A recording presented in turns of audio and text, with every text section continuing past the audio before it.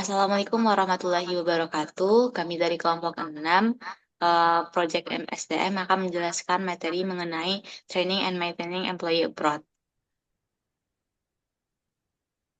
Baik, anggota kelompok kami itu yaitu saya sendiri Rana Bila dengan NIM 2210931009, lalu ada Silvi Putri Azahra dengan NIM 2210932013, Belisa Putri Hadi dengan NIM 2210932015, Syifa Jawaza Asra dengan NIM 2210932005, dan Zelspia Zafitri dengan NIM 2210933047. Ada beberapa topik yang akan dibahas pada pembahasan kali ini. Yang pertama itu mengenai pelatihan karyawan internasional, yang kedua mengenai manajemen kinerja dan retensi karyawan, dan terakhir ada studi kasus. Oke, pelatihan karyawan internasional. Apa sih program pelatihan tenaga kerja asing atau internasional tersebut? Program pelatihan tenaga kerja asing merupakan sebuah proses pendidikan yang dirancang khusus untuk memberikan pemahaman mendalam kepada individu atau kelompok yang terlibat dalam pengelolaan dan supervisi tenaga kerja asing. Tujuannya adalah untuk mengajarkan aspek-aspek penting seperti hukum imigrasi, perizinan kerja, hak dan kewajiban pekerja asing, serta manajemen keseragaman budaya dan bahasa di tempat bekerja. Peserta nanti diharapkan dapat mengelola tenaga kerja asing secara efisien, mematuhi peraturan, dan menciptakan lingkungan kerja yang inklusif dan produktif. Apa sih manfaat dari program pelatihan tenaga kerja asing? Ada beberapa manfaat dari pelatihan ini. Yang pertama itu pemahaman hukum dan regulasi. Yang kedua, optimalisasi pengelolaan tenaga kerja asing. Yang ketiga, kerjasama lintas budaya. Yang keempat, peningkatan produktivitas dan kinerja. Dan yang terakhir, mengurangi risiko tantangan budaya. Selanjutnya, desain program pelatihan untuk karyawan asing. Ada beberapa program yang akan dilaksanakan pada pelatihan ini, seperti ada bentuk presentasi, pelatihan dengan metode presentasi untuk artikulasi dan penyampaian materi, lalu ada berupa diskusi, komunikasi interaktif antara trainer dan peserta di dalam kelas, lalu berbentuk studi kasus yang membahas contoh permasalahan yang ada dalam berbagai pengalaman, dan terakhir ada praktek lapangan untuk peserta belajar dan berlatih secara mandiri. Lalu selanjutnya, apa saja sih materi-materi yang diajarkan pada pelatihan tenaga kerja asing ini? Yang pertama itu ada pengenalan tentang manajemen tenaga kerja asing. Yang kedua, definisi dan ruang lingkup manajemen tenaga kerja asing. Yang ketiga, hukum dan regulasi imigrasi terkait tenaga kerja asing. Yang keempat, proses rekrutmen, pemilihan dan penilaian kompetensi pekerja asing. Yang kelima, penyelenggaraan orientasi bagi pekerja asing. Yang keenam, identifikasi kebutuhan pelatihan bagi pekerja asing. Lalu ada pengukuran kinerja pekerja asing. Lalu strategi berkomunikasi efektif dalam lingkungan lintas budaya. 9 itu mengidentifikasi dan mengelola potensi konflik budaya. Yang ke-10 pemahaman tentang hak, perlindungan, dan kewajiban pekerja asing. Yang ke-11 pembangunan lingkungan inklusif dan beragam. Yang terakhir itu ada pembahasan mengenai hak, perlindungan, dan kewajiban pekerja asing. Berikutnya merupakan pelatihan lintas budaya dan adaptasi bahasa. Perbedaan dari training dan CCT ini merupakan training reguler itu hanya berfokus pada pengembangan keterampilan teknis dan soft skill yang bersifat universal, yang mana evaluasinya didasarkan pada standar kinerja yang berlaku umum dan hasilnya diharapkan berupa peningkatan kompetensi spesifik dalam pekerjaan. Sedangkan cross-cultural training dirancang untuk membangun pemahaman dan kemampuan adaptasi dalam lingkungan multikultural, yang mana hasilnya tidak hanya sebatas pada fungsi kerja, tapi mencakup aspek sosial budaya yang lebih luas, termasuk kemampuan beradaptasi dan berinteraksi efektif dalam lingkungan internasional.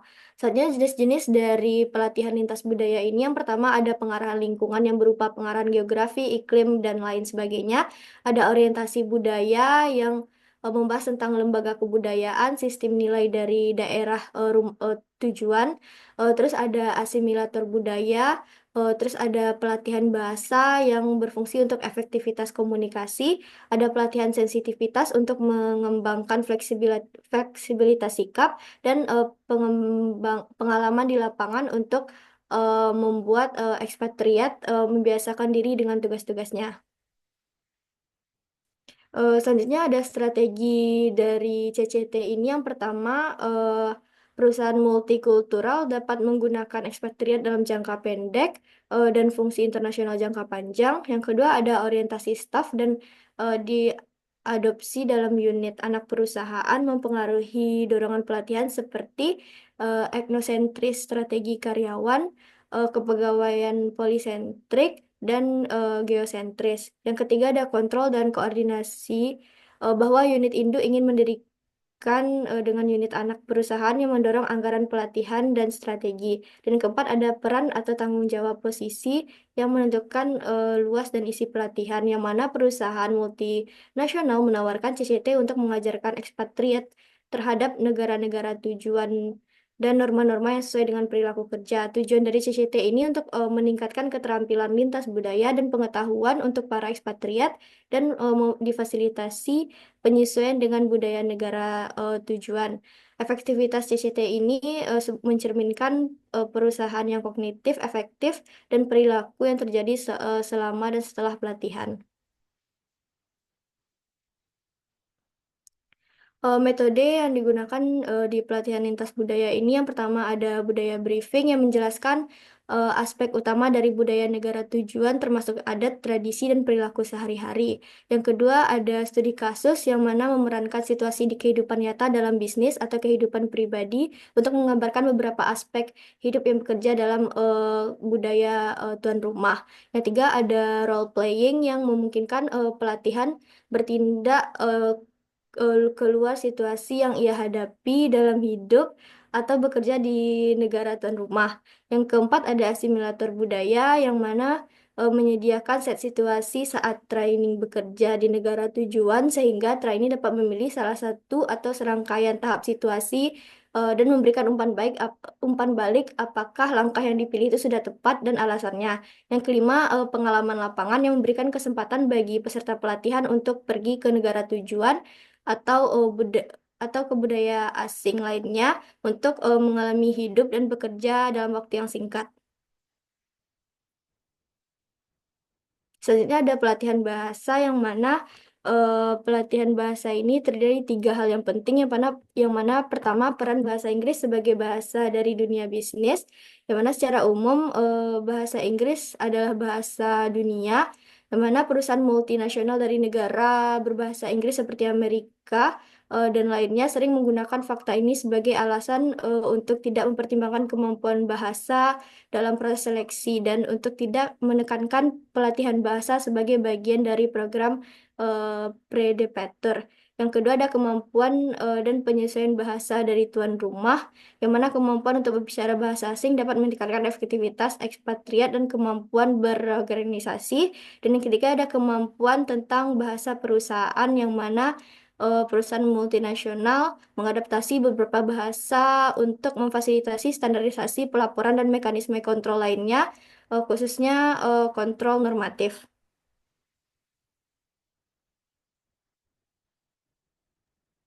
Selanjutnya ada evaluasi efektivitas pelatihan internasional. Yang pertama ada reaction atau reaksi. Di sini evaluasinya digunakan untuk mengukur sejauh mana reaksi peserta terhadap pengalaman pelatihan yang telah mereka jalani. Evaluasi ini menunjukkan tingkat kepuasan peserta yang diukur berdasarkan persepsi dan pengalaman mereka terkait pelatihan secara keseluruhan. Lalu selanjutnya ada learning atau pembelajaran, yang dimana mengevaluasi sejauh mana peserta menguasai konsep, pengetahuan, dan keterampilan yang diajarkan secara pelatihan. Untuk mengukur tingkat pemahaman peserta ujian, diadakan sebelum dan setelah program pelatihan, sehingga nantinya hasilnya dapat dibandingkan. Lalu selanjutnya ada behavior atau perilaku, yang dimana perilaku peserta ini dibandingkan dari sebelum dan sesudah pelatihan untuk menilai pengaruh pelatihan terhadap kinerja mereka. Hal ini memiliki tujuan untuk mengubah perilaku peserta agar sesuai dengan harapan perusahaan. Evaluasi ini biasanya dilakukan oleh supervisor dengan membandingkan perilaku peserta sebelum dan setelah pelatihan. Selanjutnya ada result atau hasil, yang dimana mengukur dampak pelatihan terhadap kelompok kerja atau organisasi secara keseluruhan. Untuk mengevaluasi efek pelatihan secara komprehensif, dapat dilakukan dengan membandingkan data terkait produktivitas, tingkat perputaran karyawan, kualitas output, waktu penyelesaian, kepuasan konsumen, dan faktor lainnya. Dan yang kelima ada cost efisiensi atau efektivitas biaya. Di sini kita mengevaluasi total pengeluaran yang dikeluarkan untuk program pelatihan, serta menentukan apakah biaya tersebut tergolong kecil atau besar dibandingkan dengan biaya yang timbul akibat masalah yang dihadapi oleh organisasi atau sebuah perusahaan. Baiklah, selanjutnya ada sistem penilaian kinerja di lingkungan multinasional. Pada sistem penilaian kinerja di lingkungan multinasional ini, yang pertama dilihat dari faktor ekonomi, yaitu eh, dari faktor ekonomi sendiri dilihat dari segi organisasi dari sistem bank sentral, yang kedua ada stabilitas ekonomi, yang ketiga eksistensi di pasar modal, dan yang keempat ada pembatasan valuta. Faktor selanjutnya yaitu faktor politik dan hukum, di mana dapat dilihat dari yang pertama kualitas, efisiensi, dan keefektifan struktur perundang-undangan, yang kedua pengaruh kebijakan pertahanan, yang ketiga dampak kebijakan luar negeri, yang keempat tingkat kestabilan politik, yang kelima tingkat keterlibatan pemerintah dalam bisnis. Selanjutnya ada faktor pendidikan, yaitu yang pertama dilihat dari tingkat kemampuan baca tulis, lalu dilihat dari cakupan dan jenjang pendidikan formal serta sistem pelatihan, lalu cakupan dan jenjang pelatihan khusus, dan yang keempat cakupan dan mutu program pengembangan manajemen.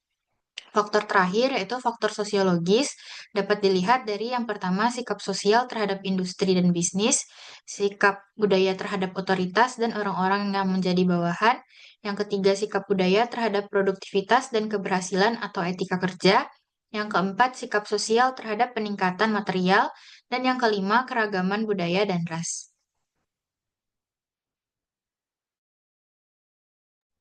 Selanjutnya, strategi retensi karyawan asing. Retensi karyawan adalah cara yang digunakan manajemen untuk mempertahankan karyawan yang kompeten agar tetap berada di perusahaan dalam jangka waktu tertentu. Jika karyawan tidak dapat mengembangkan potensinya sepenuhnya atau merasa tidak dihargai dan didengar di tempat kerja, mereka mungkin akan keluar dari perusahaan karena stres dan frustasi. Eh, Beberapa cara untuk meningkatkan retensi karyawan. Yang pertama itu adalah melakukan seleksi ketat dalam pemilihan karyawan. Yang kedua, menciptakan budaya organisasi yang nyaman. Yang ketiga, memberikan kompensasi yang memadai. Yang keempat, adalah lingkungan organisasi dan penghargaan.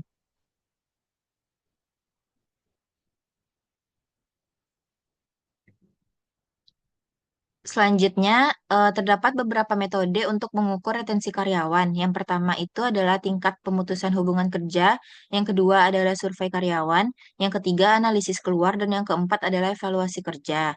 Dan indikator yang memengaruhi retensi karyawan, yang pertama itu ada komponen organisasi, yang kedua ada peluang karir, yang ketiga penghargaan, yang keempat rancangan tugas dan pekerja, yang kelima adalah hubungan karyawan.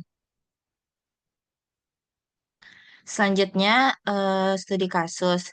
ZTE Corporation adalah perusahaan telekomunikasi multinasional asal Cina dengan 3 unit bisnis, yaitu jaringan operator, terminal, dan telekomunikasi. ZTE memiliki lebih dari 1.500 karyawan di Eropa dengan 62% diantaranya itu adalah pegawai lokal. Sebelum mengirim ekspatriat, ZTE memberikan pelatihan bahasa Inggris yang terdiri dari 3 jenis, yaitu survival, bahasa Inggris bisnis, dan bahasa Inggris yang disesuaikan. Pelatihan ini penting untuk memfasilitasi penyesuaian budaya, meskipun tidak semua ekspatriat di Belgia menerima pelatihan lintas budaya. ZTE juga menyediakan dukungan logistik bagi ekspatriat, termasuk akomodasi dan bantuan visa, namun tidak ada pelatihan lanjutan setelah kedatangan mereka. Selanjutnya itu ada PT Semen Indonesia Tbk, yaitu perusahaan induk yang mengelola beberapa perusahaan semen di Indonesia dan berencana untuk memperluas pasar di Asia Tenggara. Data mengenai ekspatriat di perusahaan ini terbatas, dan perusahaan ini juga harus lebih teliti dalam memilih dan melatih karyawan untuk menghadapi tantangan di pasar internasional. PT Semen Indonesia dapat memanfaatkan pelatihan cross cultural training atau CCT dan coaching untuk meminimalkan risiko kegagalan ekspatriat dan memastikan bahwa mereka dapat beradaptasi dengan lingkungan baru. Lalu kedua perusahaan ini akan menunjukkan pentingnya pelatihan bahasa dan budaya dalam menghadapi tantangan internasional. ZTE Corporation berhasil menerapkan pelatihan sebelumnya untuk ekspatriatnya, tetapi kurang dalam pelatihan lanjutan di Belgia. Sementara itu, PT Semen Indonesia perlu meningkatkan strategi pelatihan dan pemilihan karyawan untuk mendukung ekspansi internasionalnya. Kombinasi pelatihan teknis dan dukungan emosional melalui coaching dapat menjadi solusi efektif dalam meningkatkan keberhasilan ekspatriat di luar negeri.